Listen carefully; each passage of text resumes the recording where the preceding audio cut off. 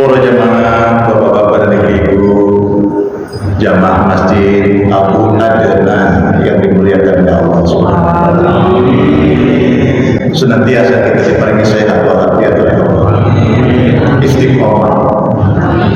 Kita. Allah memerintahkan kita ibadah.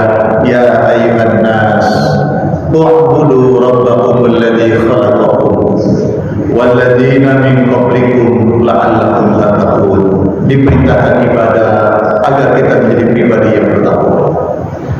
Allah memerintahkan kita puasa. Ya ayyuhalladzina amanu kutiba alaikumusiyam kama kutiba alal ladzina min qablikum la'allakum tattaqun. Juga tujuannya agar menjadi pribadi yang bertakwa. Derajat manusia kemudian beriman kepada Allah, lalu menaiki tangga bertakwa kepada Allah. Ini tidak mudah, karena Allah menggunakan la'alla. La'alla itu artinya mudah-mudahan. Kalau Bapak Ibu menyaksikan putra putrinya ikut kompetisi daftar di perguruan tinggi yang kelas F-an, mudah-mudahan anakku iso keterima. Dan mudah-mudahan itu ada dua, keterima atau tidak. La'allakum tattaqun, mudah-mudahan menjadi pribadi yang bertakwa. Ada kalanya sukses menjadi orang yang bertakwa, ada kalanya gagal menjadi orang yang bertakwa. Tentu harapan ini bila kita jalani dengan kesungguhan, dengan niat karena Allah, semua ibadah itu, mudah-mudahan derajat muttaqin bisa menjadi gelar untuk kita semua. Dan orang yang bertakwa kepada Allah itu adalah orang-orang yang hatinya bersih. At-taqwa hahuna, kata Nabi. Takwa itu di sini, di hati. Makanya kalau orang itu sedang sedih, yang sedih apanya? Hatinya. Orang sedang senang, gembira, yang senang, yang gembira apanya? Hatinya. Maka ketika orang yang bertakwa bersih, yang bersih adalah hatinya. Orang itu kalau hatinya bersih, hatinya baik, insya Allah amalia keseharian akan jadi baik. Itulah ketika Nabi bersabda, Inna fil jasadi mudghah, di dalam tubuh manusia ada segumpal daging. In soluhat, soluhal jasadul. Bila segumpal dagingnya itu baik, maka akan baik seluruhnya tubuhnya itu. Jika segumpal daging itu buruk, maka akan berdampak negatif bagi tubuhnya itu seluruhnya. Ala wahyal qalb, ketahuilah segumpal daging itu adalah hati. Nah, jamaah yang dimuliakan Allah, mengakhiri ibadah Ramadan. Ramadan itu ibaratnya kan bulan ke-9, ibu yang hamil besar bersiap untuk persalinan kelahiran jebak bayi, gitu kan? Kelahiran jebak bayi masuki bulan ke-10, Ramadan bulan ke-9, maka kita akan memasuki bulan ke-10, disebut Hari Raya Idul Fitri.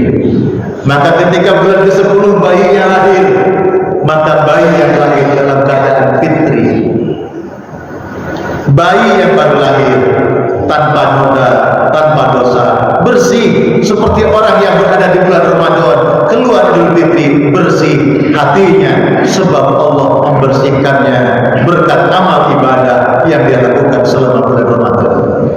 Nah, biasanya menjadi tradisi kaum muslimin. Jadi kita ini harus memiliki pandangan dari sisi yang lain yang baik. Ada orang memandang itu dari sisi perspektif negatif. Apa ngono ajarane riyo kok sepuro-sepuro wae. Hari raya kok maaf-maafan ono ta dalile. Kan ada begitu. Kita bisa mengambil sisi positif. Kenapa? Ibadah Ramadan hablum minallah, hubungan seorang hamba dengan Allah, diampuni dosa-dosanya oleh Allah. Tapi karena ada hadis Nabi yang lain, boleh dosamu dengan Allah bersih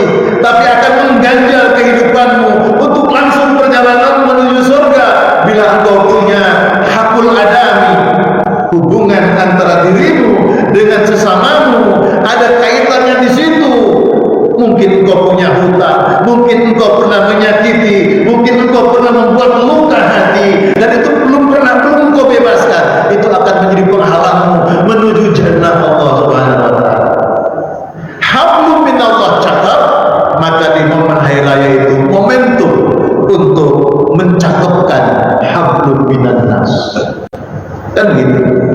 Kan ada hadis Nabi tentang orang-orang yang bangkrut, al-muflisun, orang-orang yang bangkrut.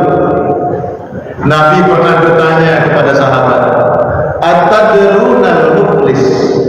Wahai sahabat, tahukah engkau apa itu al-muflis, orang-orang yang bangkrut? Sahabat menjawab biasa, oh, orang yang bangkrut itu orang kaya jatuh miskin. Orang yang punya perusahaan, orang yang punya macam-macam, kena dampak mungkin gempa bumi, banjir bandang, habis semua hartanya, habis semua kepemilikannya, dia jatuh bangkrut. Itu adalah orang-orang al-muflis. Kata Nabi, bukan itu yang dimaksud.